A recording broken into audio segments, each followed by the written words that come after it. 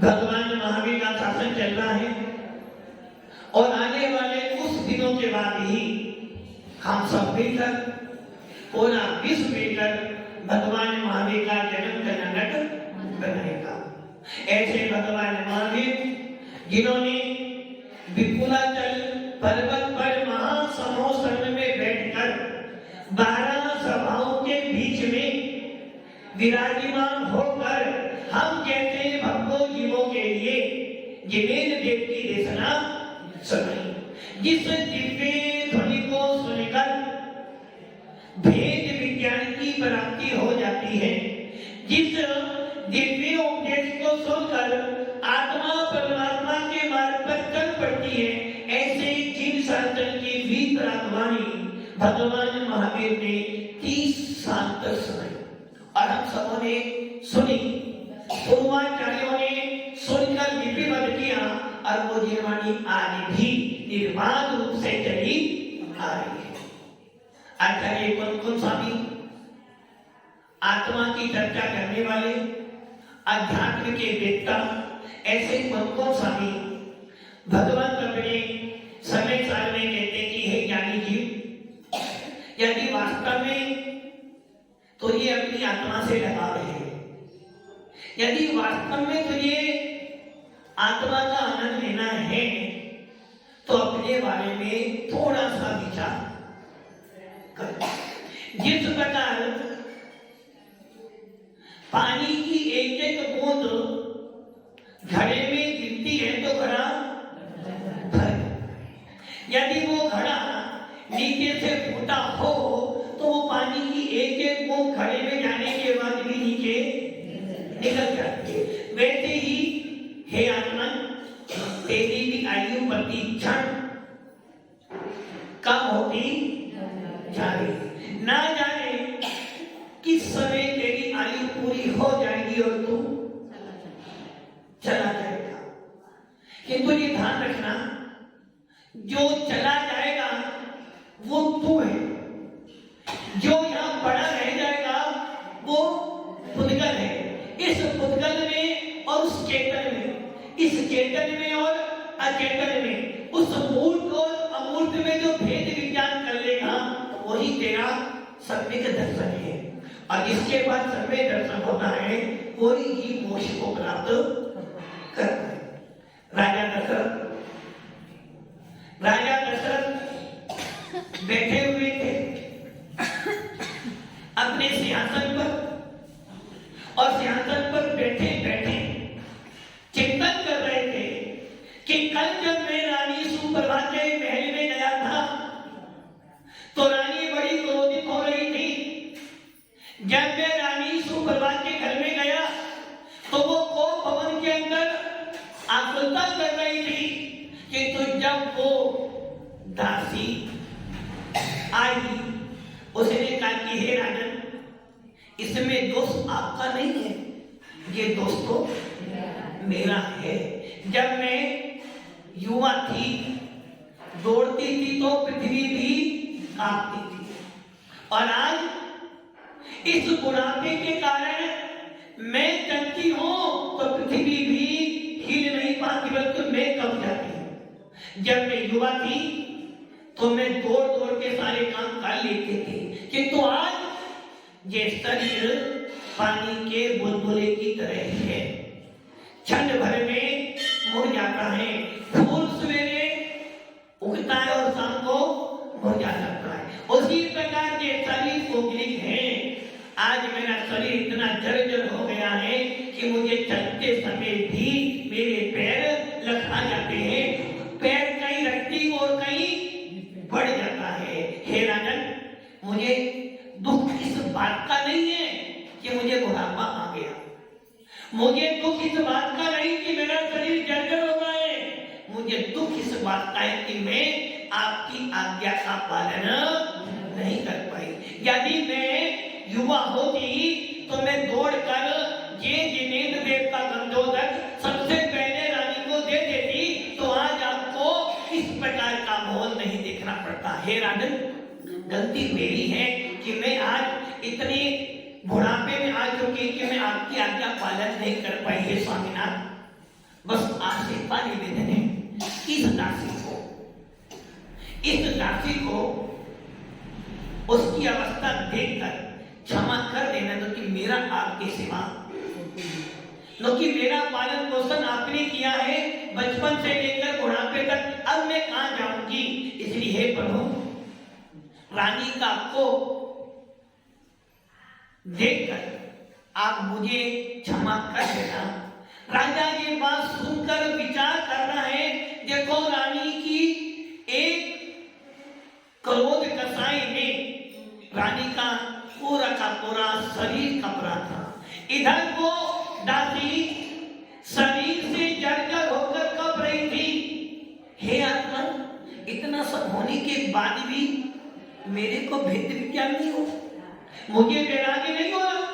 वो दासी कह रही है कि शरीर जर्जर हो चुका है और इसके कारण मैं चलने में असमर्थ हूं। ये अवस्था मेरी भी आएगी, और जब बुढ़ापा आएगा तो मैं कुछ नहीं कर पाऊंगा। इसलिए अब ये मन, अब ये आत्मा विषय भोग में पड़ने वाली एक दासी को देखकर मेरे मन में मुनि बनने के भाव उत्पन्न हो रहे हैं। और मेरे कुल की परंपरा क्या है? राजा लोग क्या करते थे, जब देखते थे कि बेटा बड़ा हो गया है, अशोकी बेटा बड़ा हो गया, जब बाप के छूटे बेटे के पैर में आ जाए तो समझ लेना चाहिए बाप को कि अब बेटा बड़ा हो गया है। जब बाप को ये लगे कि अब बेटा भी मुझे सलाह देता है, बेटा भी मंत्री वाला काम करता है, तो बाप को विचार कर लेना चाहिए कि अब मेरा समय हो गया है। राजा दशरथ चिंतन कर रहे हो, कह रहे हैं मेरे कुल की परंपरा नहीं है और मेरे कुल की नहीं, आदिनाथ भगवान की भी यही परंपरा थी। जब आदिनाथ भगवान को लगा कि अब पुत्र बड़े हो गए हैं तो राज्य भार बेटों को सौंप दिया। उसी प्रकार आज मेरा बेटे पराक्रमी है, बलशाली है, विवेकी है और युवा हो चुके हैं। अब मुझे अपना भार सौंप देना, किसको? बेटों को। अशोक जी, ये उपदेश तो दशरथ जी के लिए, आपके लिए, आपके लिए, आपके लिए। जब घर में लगे कि बेटे का विवाह हो गया है उर्मिला जी, तो चाबी बहू रानी को सौंप देनी चाहिए। जब ये लगे कि अब घर में हमारी नहीं, आपको तो कभी लगता ही नहीं ऐसा, आपको तो तुम्हारा ही तो पोते छोटे हैं, नाती छोटा है। जब घर में लगे आपको अपना बोरा बिस्तरा छोड़ देना चाहिए। राजा दशरथ चिंतन करता है कि अब राम बड़ा हो गया है, अब मेरे को साधन नहीं साधना के मार्ग पर जाना चाहिए। और ऐसा विचार कर रहा था, अचानक एक द्वारपाल आता है और पूछता है, हे भगवान, हे राजन, मेरे लिए कोई आदेश? राजा दशरथ तुरंत कहते, जाओ मंत्रियों को बुला के लाओ, सामंतों को बुला के लाओ, मुझे बहुत जरूरी घोषणा करनी है। और जैसे ही द्वारपाल जाता है, सारे मंत्री सामंत आ जाते हैं और राजा दशरथ कहते हैं कि हे मंत्री बड़ो, आज मेरा मन बहुत आनंदित हो रहा है। आज मुझे अपना भान हो गया है। अब मैंने विचार किया है कि अब मैं निर्गंत भेष धारण करूंगा। अब मैं वन में जाकर आत्मा की साधना करूंगा। अब मेरे भाव मुनि बनने की हो गई है, इसलिए मैंने निर्णय किया है कि अयोध्या के सिंहासन पर मैंने बहुत राज्य कर लिया, मैंने बहुत आत्मा को विशेष कथाओं में फंसाकर अपने भाव बढ़ा लिए कि तो अब अपना अंतिम कर्तव्य नौकिया में ये राजपाट ऐसे छोड़ दूंगा तो ये प्रजा अनाथ हो जाएगी। और एक राजा, एक विवेकी राजा, एक कौशल राजा ये करता है कि जब वो देखता है कि मेरी प्रजा विशाल है तो वो उसका भार किसी अच्छे विवेकी राजा को सौंप देता है।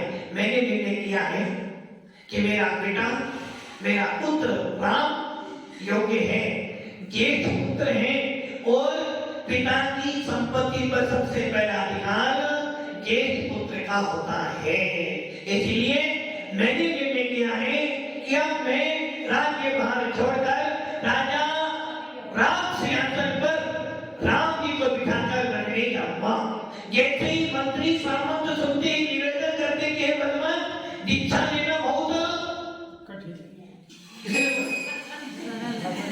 दीक्षा लेना बहुत कठिन काम है और घर में रहना बहुत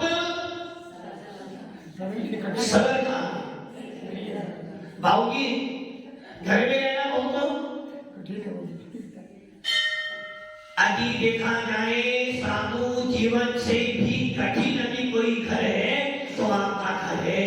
साधु के तो मात्र 22 परिचय होते हैं, तुम्हारे तो गिनती ही नहीं है। सबसे ज्यादा आत्मता का मार्ग यदि कोई है तो वो है गृहस्थी।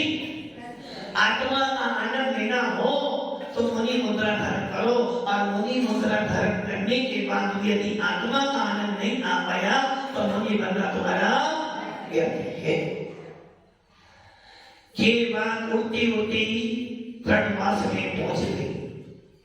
राजाओं ने सुना कि परागनाथ को मुनि बनने जा रहे हैं। उन्होंने क्या कर दिया?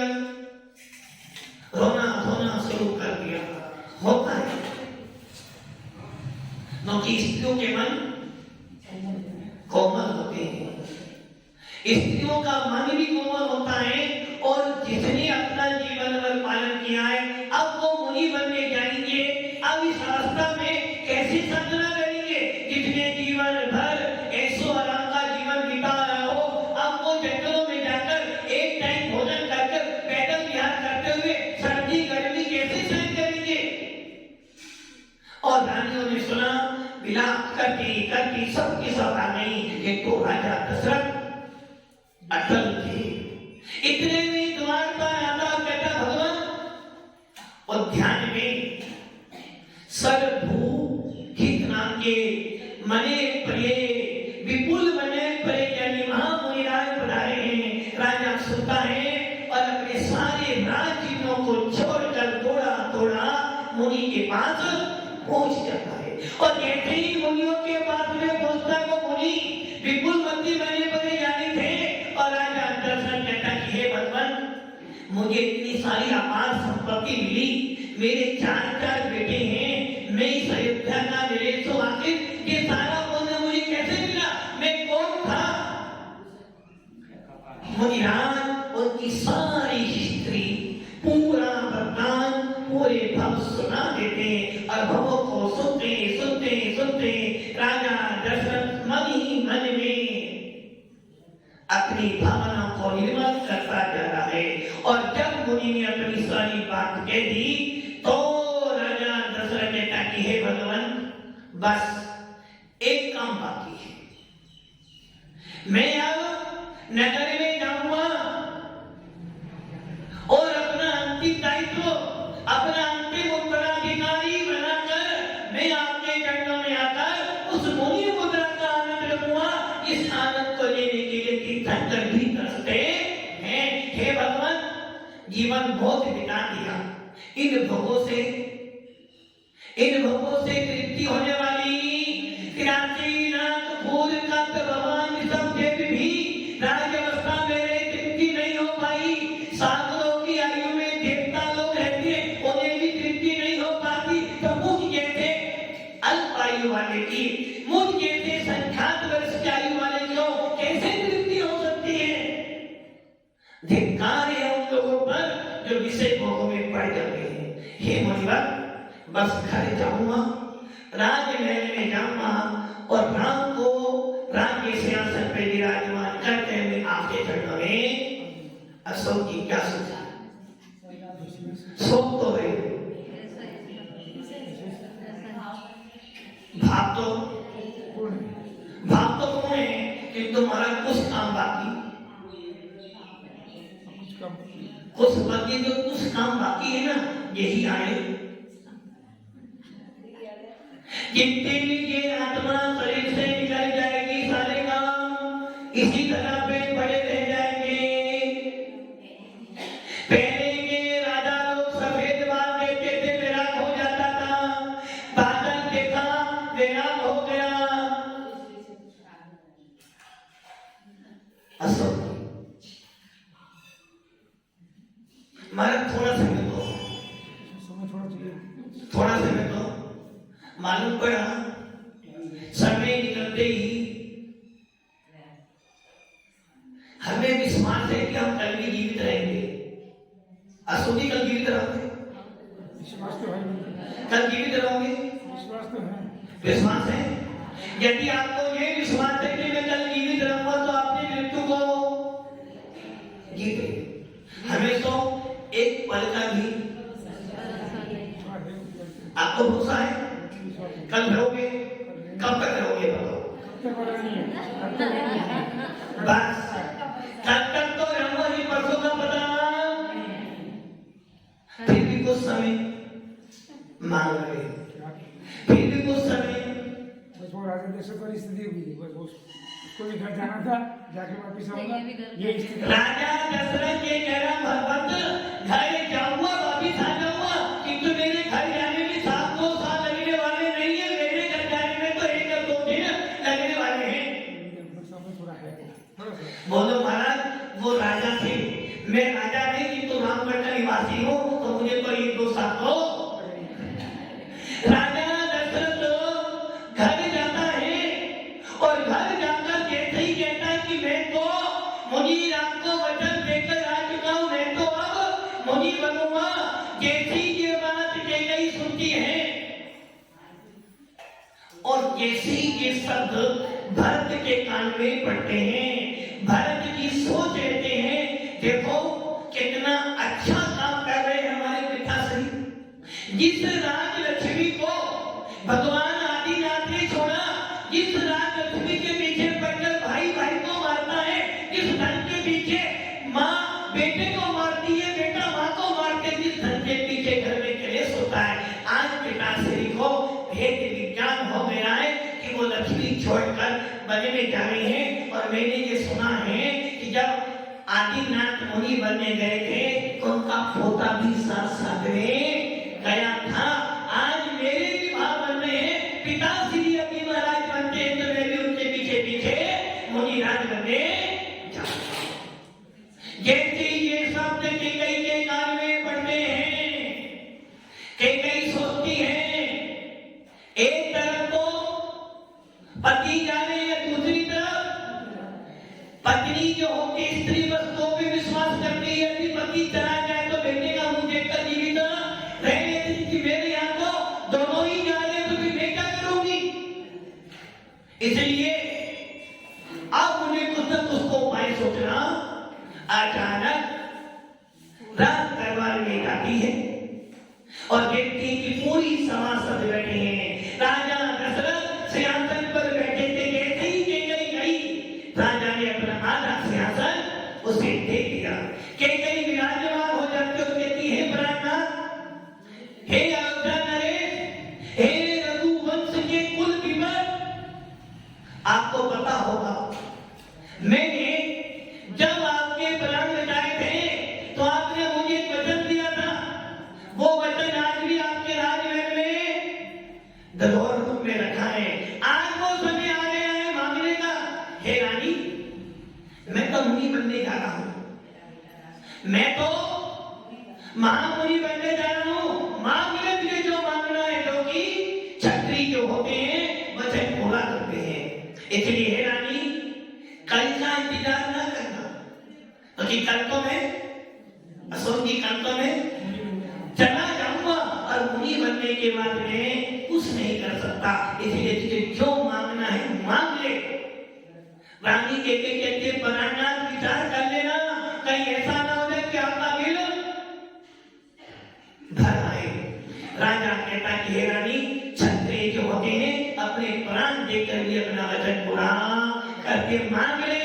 आज मांग लेगी तो क्या दूंगा, तो कल मैं कुछ नहीं दूंगा। और ये थी कि कई सुनती है, सामने 3 रानियां और बैठी थी और जब अपने भरत को देखती है, भरत जी बड़े आनंदित होकर बैठे हुए हैं कि कई सुनती, अभी मैंने वर नहीं मांगा तो पति को जाएंगे जाएंगे, बेटा भी चला जाएगा। और कहती है भगवान, हे प्रभु, हे प्राणनाथ, बस मुझे एक बात चाहिए कि सिंहासन पर जिस पर आप शोभायमान हो, उस सिंहासन पर राम की नहीं भरत ही बैठेंगे। राजा दशरथ जैसे ही ये शब्द सुनता है, उसका पूरा शरीर कब होता है, पैरों से जमीन विचार करता है। मैंने राम को वचन दिया था, मैंने घोषणा की थी कि राम अयोध्या का राजा बनेगा, और अब जी के कई भरत के लिए राजमान्य में राम को क्या बोलूंगा। ये प्रजा के लोग क्या कहेंगे कि बुढ़ापे में भी दशरथ जी, बुढ़ापे में भी दशरथ जी एक जगह के पीछे भाग रहे, कहां तो मुनि बनने की बात कर रहे हो, कहां अपना वचन तोड़ रहे हैं। अब मैं क्या करूं, किस मुंह से मैं राम को बोलूं कि तू राजा नहीं बनेगा, तो सत्या मेरे बारे में क्या सोचेगी। राम जो मुझे प्राणों से भी प्यारा है, जो राम मेरी एक आज्ञा नहीं टालता है, ऐसे राम को मैंने कल बोला था, कल मैंने पूरी प्रजा में घोषणा की थी, आज प्रजा लोग उससे क्या कहेगी। ऐसा सोच सोच कर मूर्छित हो जाता है। किंतु क्षत्रिय था, उसने कहा रानी के गई वचन तो पूरा करूंगा, अब वचन कैसे पूरा करूंगा, ये सोचते राजा दशरथ चिंतित हो गए। इतने में ही राम की राज्यसभा में प्रवेश करते हैं। अब क्या होता है वो कल देखेंगे।